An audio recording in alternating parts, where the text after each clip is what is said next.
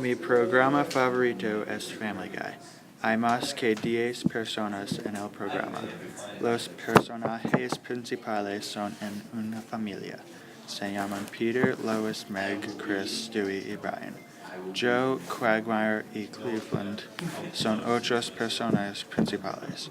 Son amigos con los Griffins.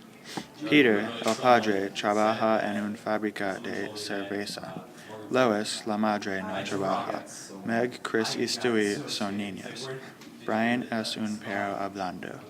El programa es una comedia para adolescentes y adultos.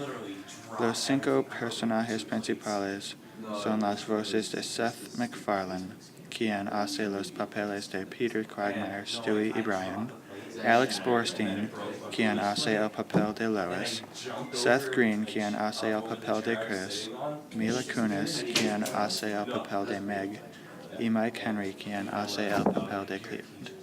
En un reciente episodio, todos los personajes principales fueron a una cena. Hubo muchas muertes y una reportera mató a todos. Al final, Stewie mató a la reportera cuando trató de matar a su madre. El programa es cómico, animado y muy divertido. Me gusta porque es gracioso y a veces tonto. Viendo esta es una manera que hacerme feliz. Es muy bueno.